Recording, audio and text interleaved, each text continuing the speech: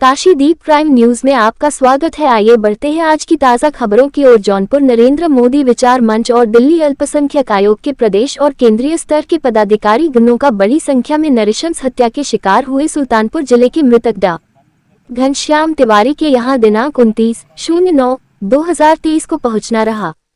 बताते चले कि सुल्तानपुर जिले के लम्भुआ थाना अंतर्गत सखौली गाँव के निवासी डा घनश्याम तिवारी की सरेआम लोहा काटने वाला मशीन गलेंड प्रिलिम सिंह से मनबर दबंग भारतीय जनता मोर्चा के जिलाध्यक्ष के भतीजे अजय नारायण सिंह द्वारा सरेआम प्रशासन को चुनौती देते हुए काटकर हत्या कर दिया। इस घटना ने जिले के साथ ही साथ प्रदेश और देश में हाहाकार मचा दिया।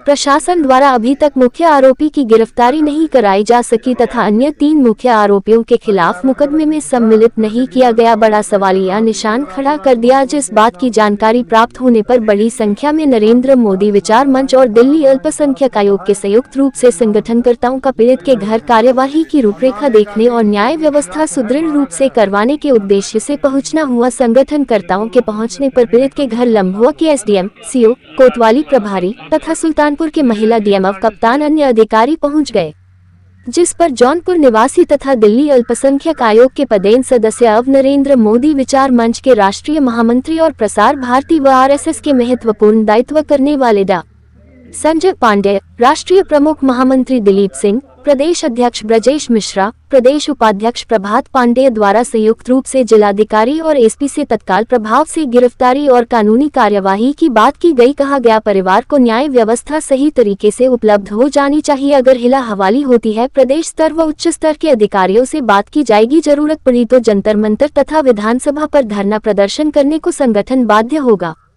जिस पर जिलाधिकारी और कप्तान द्वारा संयुक्त रूप कहा गया। जल्द ही कार्यवाही पूरी कराई जा रही। परिवार के मांग पर सुरक्षा व्यवस्था के दृश्य से शस्त्र लाइसेंस और मृतक की पत्नी को संविदा नौकरी की भी बात बताई गई।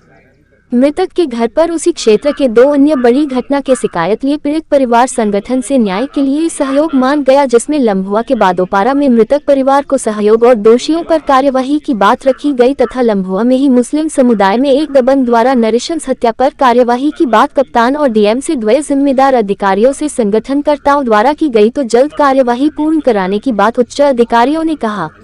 इस तरह संगठन द्वारा लम्भुआ क्षेत्र में 3 पीड़ित परिवारों की मदद करते हुए संगठन के प्रभाव को मददगार स्वरूप दिखाने के साथ ही पीड़ितों में साथ खड़े रहने, लड़ाई लड़ने और सहयोग के साथ न्याय दिलाने का संदेश दिया गया। इस दौरान जौनपुर से बदलापुर विधानसभा के विधायक रमेश चंद्र मिश्रा, दिल्ली अल्पसंख्यक मोर्चा के जौनपुर जिलाध्यक्ष मो साफ, नरेंद्र मोदी विचार मंच के जिलाध्यक्ष संदीप श्रीवास्तव, नरेंद्र मोदी विचार मंच के जिला मीडिया प्रभारी सुनील मिश्रा, पत्रकार, दिल्ली अल्पसंख्यक मोर्चा के जौनपुर उपाध्यक्ष कुंवर पांडेय, नरेंद्र मोदी विचार मंच के जौनपुर उपाध्यक्ष मो अंसार तथा सुल्तानपुर जिले से नरेंद्र मोदी विचार मंच के जिलाध्यक्ष सूरज त्रिपाठी, संगठन के रामप्रकाश पांडेय, गोलू सिंह, कृष्ण यादव, शिवदीप पाठक, हिमांशु गुप्ता, शिवाजी गुप्ता, आदित्य पांडेय, गोलू पांडेय, रजत पांडेय, राज पांडेय, सुरेश कुमार, राजन कुमार, जयशंकर दुबे, प्रतापगढ़ के यशवर्धन सिंह सहित लम्भुआ क्षेत्र के एसडीएम, सीओ, कोतवाली प्रभारी निरीक्षक बड़ी संख्या में मौजूदगी के साथ अन्य जिले के संगठनकर्ता मौजूदी रहे। ब्यूरो चीफ संदीप श्रीवास्तव की रिपोर्ट, जौनपुर। स्टार्ट करिए। तो ये जो है सब लोग दिल्ली से हैं, अभी जो माहौल है अभी मौजूद हैं जिले के कप्तान साहब यहाँ पर मौजूद हैं और डीएम साहब भी मौजूद हैं। इस घटना के संदर्भ में बता रहे हैं, देखते हैं क्या कार्रवाई। सर, इस घटना में अभी तक क्या कार्रवाई हुई है और क्या कर रहे हैं आगे? इस घटना में कार्रवाई पूरी तरीके से चल रही है। लगातार टीमें लगी हुई हैं। जो हमारी विक्टिम परिवार, इनकी सुरक्षा हमने मुहैया करवाया गया। लगातार 24 घंटे इनकी सुरक्षा है। इनके जो अस्टर लाइसेंस वगैरह हैं उनके ऊपर भी वो भी इनको दिया जा रहा है, वेपन्स वगैरह। इसके अलावा जो है लगातार एक अरेस्टिंग इसमें हो चुकी है। इसके जो पुराने अपराधी के जितने भी खाता वगैरह सब सीज कर दिया गया है। इसके साथ साथ इसके जो भी गैंग्स हैं इनको आइडेंटिफाई करके इनके खिलाफ कार्रवाई की व्यवस्था की जा रही है। इसके जो बदमाश है उसके अगेंस्ट में नॉन अवेलेबल वारंट और उसके साथ 70,000 रुपये के इनाम घोषित किया गया है। इसके द्वारा जो भी सरकारी भूमि पर अतिक्रमण किया गया था उसको भी तत्काल हटाया गया है। सर कार्रवाई हुई है।